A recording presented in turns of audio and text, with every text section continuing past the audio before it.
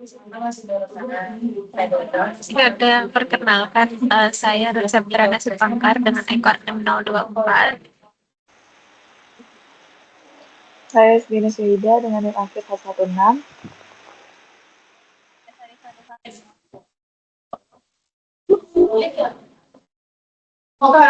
Saya Syafira Asar Ramadhani dengan nickname 088. Oke. Di sini kita akan menjelaskan tentang proyek inti kita, yaitu Miss 3D Game.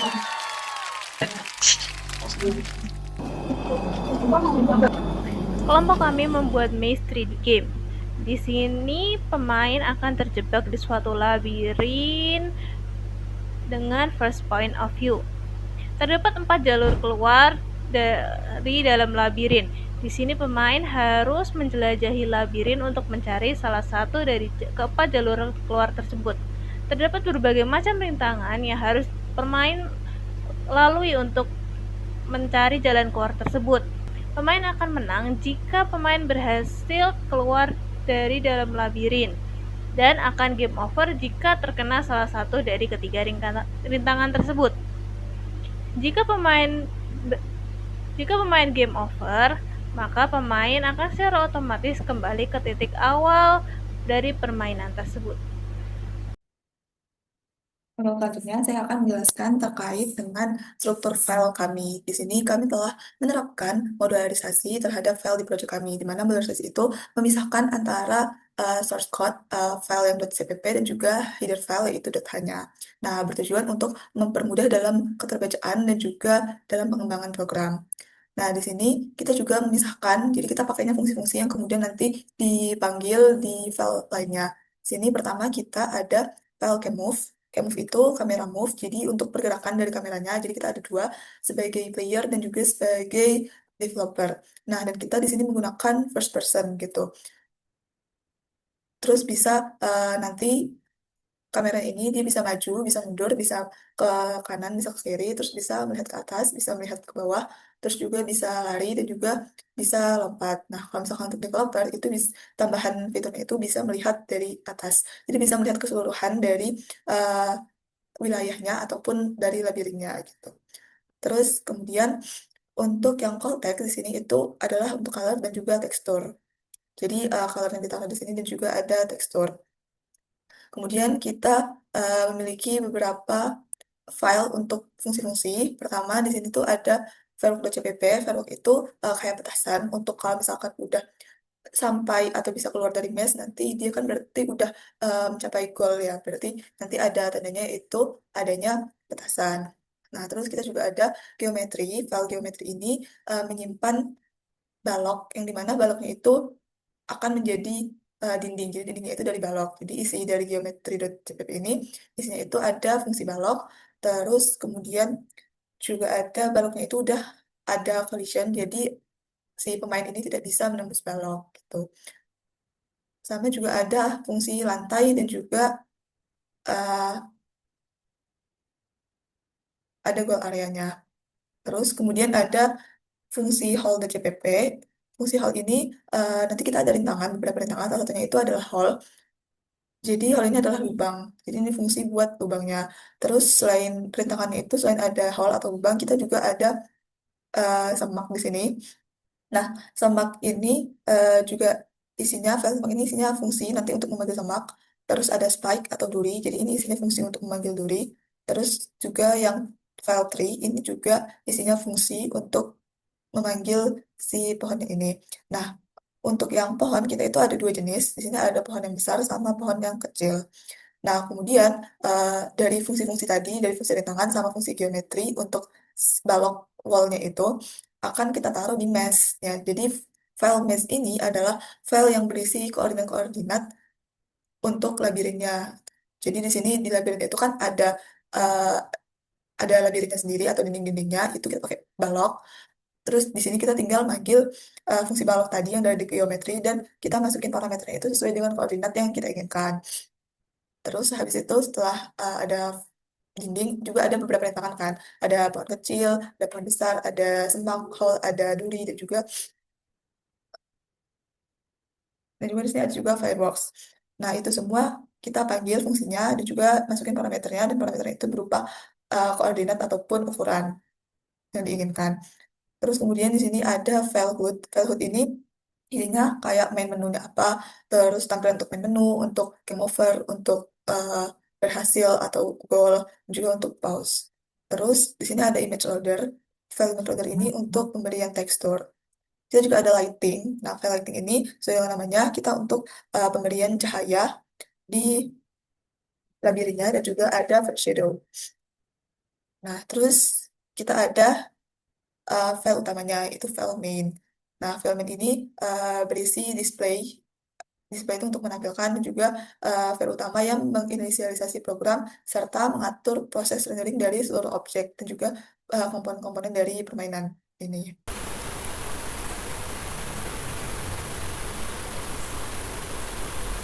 Ya, jadi di sini saya akan menjelaskan mengenai materi praktikum yang kami implementasikan dalam game kami.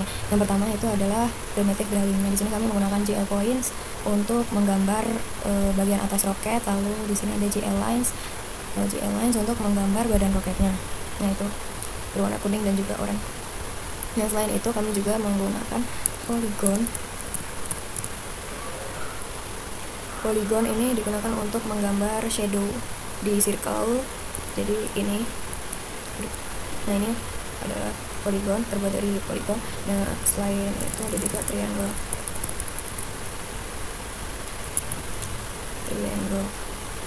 Nah, triangle ini digunakan untuk membuat hole. Sebenarnya sama aja untuk membuat lingkaran.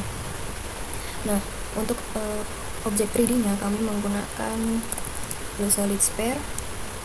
Blue solid sphere di sini untuk semak yang berbentuk bulat-bulat, objek yang berbentuk bulat seperti semak, pohon, ya semak, pohon, dan pohon kecil. Nah, sementara untuk duri kami menggunakan blue solid cone, yaitu kerucut, dalam bentuk kerucut. Nah, materi selanjutnya adalah translasi dan rotasi. Untuk translasi, nah di sini kami itu membuat translasi untuk objek-objek yang ada di dalam maze, seperti tree, terus cone juga atau duri, wall, nah dan lain sebagainya. Dan fungsinya itu untuk memposisikan titik originnya itu ada di tengah objek. Jadi dengan translasi ini kita bisa, sebagai developer, kami itu bisa memposisikan objek-objek tersebut itu lebih mudah. Jadi kayak hanya perlu input si X sama Z nya aja. Nah, translasi ini dia akan menyesuaikan titik origin atau titik tengahnya itu ke objeknya gitu. Terus ada GL rotate. GL rotate ini kami gunakan pada tree, ya pada batang tree-nya dan juga pada spike. Jadi kami gunakan pada duri ini dan juga batang pohon itu. Nah, fungsinya itu untuk dia itu akan berputar 90 derajat, di mana dia itu akan membuat objek-objek ini itu berdiri, nggak tidur atau nggak miring gitu. Nah, selain rotate dan translasi, kami juga menggunakan scale. Nah, scale di sini kami gunakan untuk firework, atau di sini kalau mau dilihat itu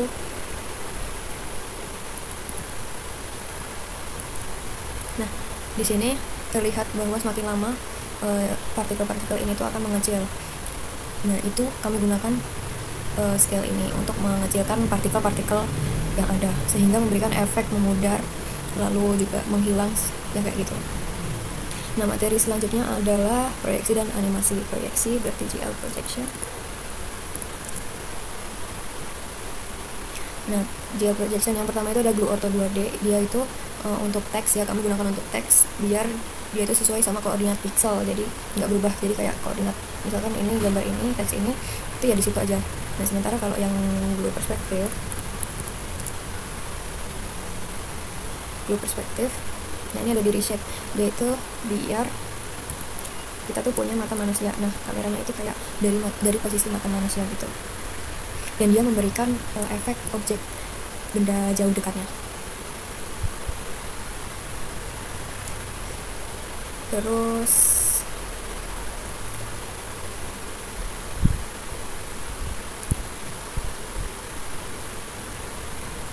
untuk animasi kami menggunakan animasi di duri dan juga firework tadi. Untuk firework yang dilihat tadi di firework nah firework ini fungsinya ini ada fungsi untuk roket naik, jadi untuk animasinya itu.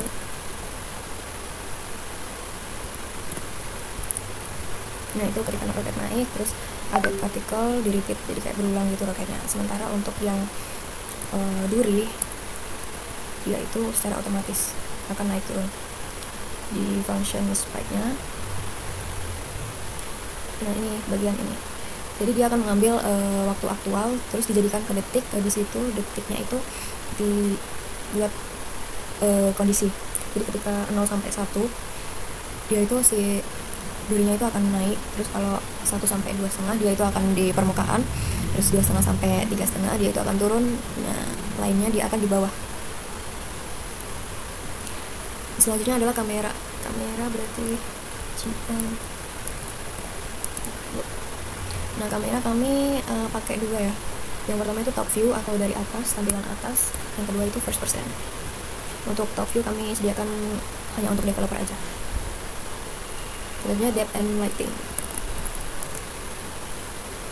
Nah di sini depth and lighting kami off kan, disable dulu ke teks biar si teks ini nggak ada nggak ada efek kedalaman sama pencahayaannya. Sementara untuk objek-objek lain kami enablekan, jadi biar ada efek pencahayaannya. Nah misalkan ini di lorong ini bagian dinding sini dan sini itu memberikan efek kedalaman di mana cahayanya itu redup dan cahayanya itu redup, terus bagian sini itu terang. Begitu juga dengan si pohon-pohonnya, nah itu akan diberikan cahaya sebelah sini. Terus selanjutnya adalah tekstur. Untuk tekstur itu kami menggunakan ini fungsinya, kami menggunakan dua tekstur yang di player. Nah di player kami menggunakan dua tekstur, yaitu ada di lantai sama di dindingnya. Nah untuk fungsinya sendiri ini untuk mengupload, terus ini untuk memasukkan image-nya. Nah ini menghandle resize, jadi kayak biar dia itu nggak melebar atau nggak gepeng gitu gambarnya. Dan selanjutnya ada shadow. Nah untuk shadow kami itu pakainya fake shadow, jadi kami bikin sendiri.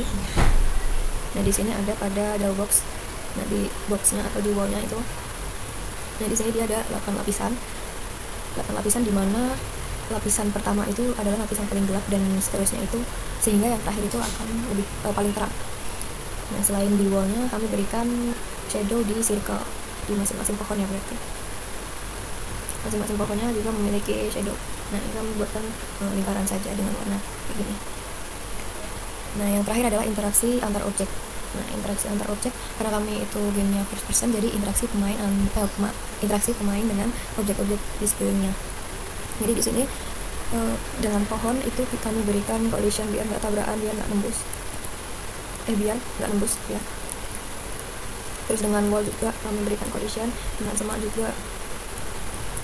Nah pemberian collision ini berarti kita bikin collision di tiap-tiap objek, karena setiap objek itu memiliki bentuk yang berbeda. Nah di sini adalah circle collision berarti untuk tree, terus untuk semak juga. Nah terus juga untuk si duri.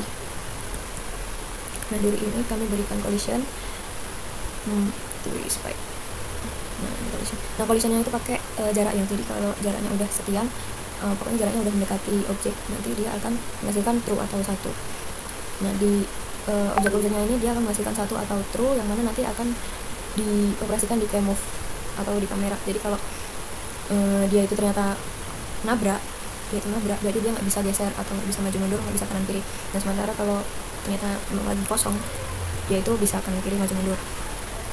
Nah sementara untuk perlakuan yang duri itu kita berikan game over. Nah ada juga satu lagi dengan lubang.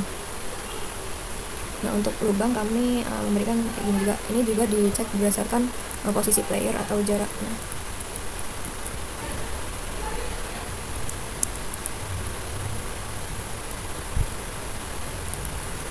Nah di sini, jadi kalau udah mendekati lubang ini dia akan jatuh. Dan juga di cam move-nya, kamera movement.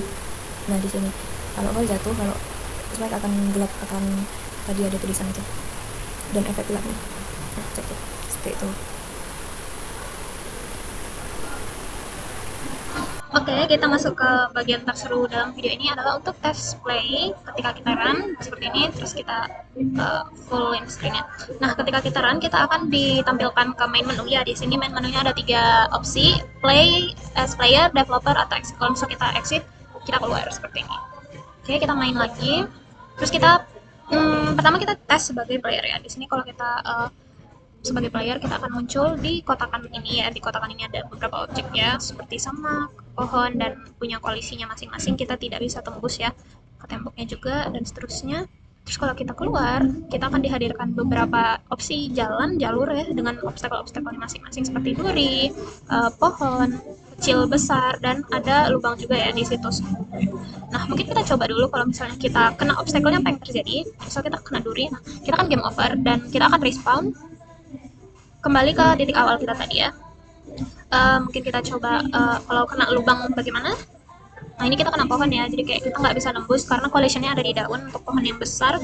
Untuk pohon yang kecil, kita bisa tembus daunnya tapi tidak bisa tembus batangnya karena collisionnya ada di batang. Nah, sedangkan kalau kita masuk ke dalam lubang nih, wah, kita akan turun ke bawah tanah. Ya, begitulah pemandangan di bawah labirinnya ya. Oke, karena kita sudah melihat kondisi kalah, mungkin kita akan coba satu kondisi menang ya.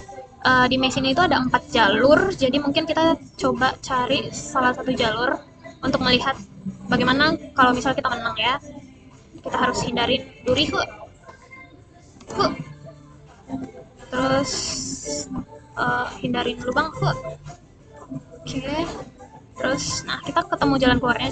Dan kalau kita menang, kita akan dikasih kembang api seperti ini dan akan ada tampilan game finish. Apakah kita mau play again atau back main menu? Kalau kita play again, nah kita akan kembali ke titik awal tadi. Nah juga selama bermain kita bisa pause gamenya ya dengan tekan escape. Dan kalau escape itu kita ada 3 opsi: return to play. Kalau return ya tidak terjadi apa-apa, kita cuman kembali. Kalau kita restart, kita akan muncul lagi ke titik awal tadi. Oke, mungkin sekarang kita coba sebagai developer ya.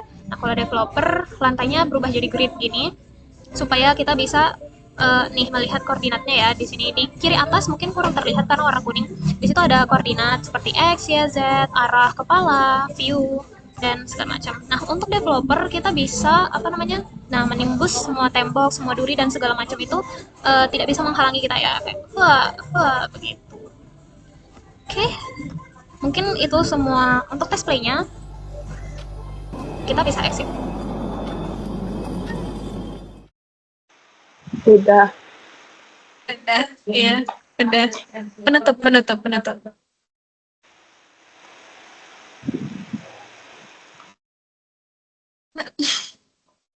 Video kita kurang lebihnya.